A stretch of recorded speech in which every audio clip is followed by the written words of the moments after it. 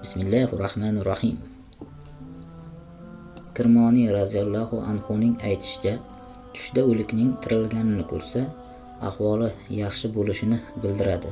Xususan u ochiq yuzli, yaxshi holatda bo'lsa deyiladi. Agar tirikni o'lgan holda ko'rsa, ahvoli yomon bo'lishiga dalildir. Xususan yuzi g'amgin, horg'in holatda bo'lsa. Agar o'lgan otasini tirik, xurram, ochiq yuzli holda pokiza liboslarda ko'rsa, davlat va iqbol topishiga, ishlari soz bo'lishiga dalildir deyiladi. Agar onasi tirik holda, ya'ni onasini tirik holda ko'rsa, g'amdan qutulib shod bo'lishiga dalildir. Agar ayol kishi tushida o'g'lining tirilganini ko'rsa, safardagi kishisi qaytib kelishiga dalildir deyiladi. Agar begona bir o'lik tirilganini ko'rsa, o'sha murdaning qarindoshlari yaxshi holatda bo'lishlariga dalildir deyiladi. Alloh alam. Agar tirikni o'lib qolganini ko'rsa, ta'biri yuqoridagilarning aksi bo'ladi, ya'ni teskarisi bo'ladi. Jobir Marg'ubiy raziyallohu anhu aytishicha, har bir kim tushida o'lgan ota va onasini g'amgin va eski liboslarda ko'rsa, davlat va iqboliga nuqson yetishiga dalildir deyiladi. Chunki u Haq taoloning saroyidadir. Yana bir o'rinda aytadilar, tushda o'likni qay ahvolda ko'rilsa, o'ngida ham tush ko'ruvchining ahvoli shunday ekanligidan darak beradi deyiladi. Agar tushda otasini yoki onasini ochiq yuzli va pokiza kiyimlarda ko'rsa, demak, ko'p ne'mat topishga, yaxshilik qilishga, yaxshilik ko'rishga dalildir deyiladi. Agar o'lgan aka yoki ukasini yuqorida aytilgan holda ko'rsa, sharaf, ulug'lik va obro' topishga dalildir. Buning aksini ko'rsa, ta'biri ham aksincha bo'ladi. Alloh alam. Kirmoniy roziyallohu anhuning aytishicha, tushda murdani ko'rib, "Sen murdamisan?" deb so'rasa, murda esa "Yo'q, tirikman" deb javob berganini ko'rsa, murdaning ahvoli u jahonda yaxshi bo'ladi deyiladi. Ya'ni o'lgan insonga "Siz o'lgandingiz-ku", qarindosh urug'larni ko'p obunachilarimiz savol beradi. "Siz o'lgansiz-ku" deganda, "Yo'q, men o'lganim yo'q" degan javob aytiladi ko'proq. Bu holda marhumning Allohning huzurida yaxshi ekanligidan darak beradi deyiladi. Alloh alam. G'aybni Alloh bilguvchi. Ulamolarimiz buning bir sabab belgisini aytib ketgan xolos. Agar murdaning shod va xurram holda o'z uyiga kirganini va o'tirganini ko'rsa, sadaqa va duolar unga yetayotganiga dalildir deyiladi.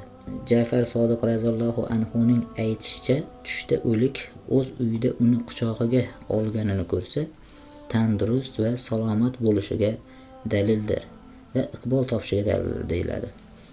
Agar bu murda o'z qarindoshlaridan bo'lsa, unda duo va sadaqa umid qilayotganiga dalil ko'rsatadi. Agar har kim o'z oilasidan bo'lgan o'likni shod ko'rsa, ahli oilasi shodlikda va xurramlikda bo'lishlariga dalildir deyiladi.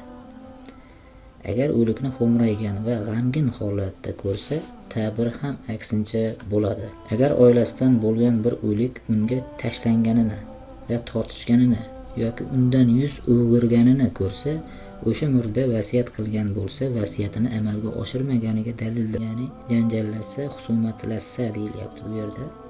Tushda o'lik uning oldiga shod va xandon holda kelganini ko'rsa, duo va sadaqa unga yetganiga dalildir. Agar buning aksi ko'rilsa, uning haqida nuqsonga yo'l qo'yganiga dalil hisoblanadi. Ya'ni uni haqqiga deyilyapti, marhumning haqqiga. Tushda o'lik bilan yaxshi gaplashganini ko'rsa, ahvoli yaxshi bo'lishiga dalildir. Xuddi tirik edi, xuddi yonimda turgandek edi deydi ko'p kishi. Shu holatni nazarda tutyapti. Agar yomon gaplashsa yoki unga nasihat qilsa, ta'bir ham boshqacha bo'ladi.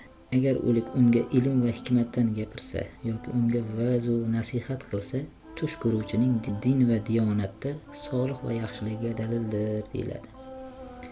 Agar o'likni tirikligidagi holiga nisbatan yaxshiroq holda ko'rsa, liboslari pokiza bo'lsa, ishlarining oxiri xayrli va saodatli bo'lishiga dalildir deyiladi. Hofiz murabbiyning aytishicha, tushda murdaga iltifot qilganini va so'z aytmaganini ko'rsa, tush ko'ruvchi o'lik uchun sadaqa qilishi va haqqiga duo qilish kerak bo'ladi. Agar murdani xo'mraygan va g'amgin ko'rsa, osiy va gunohkor bo'lishiga dalildir deyiladi. Agar murdaning yuzini qoraygan holda ko'rsa, kofir bo'lib o'lganiga dalildir deyiladi. Allohu alam. Alloh taolo aytadi: "Ba'zi yuzlar oqargan va ba'zi yuzlar qoraygan kun qiyomatni eslang." Oli Imron surasi 106-oyat. Agar o'likni ezilgan va libossiz holda ko'rsa, bu murdaning holini yomonligini bildiradi. Allohu alam. Ismoil Ash'as roziyallohu anhuning aytishicha, tushda murdaning namozida turganini ko'rsa, murda tiriklik paytida ko'p istig'for aytganiga dalil hisoblanadi.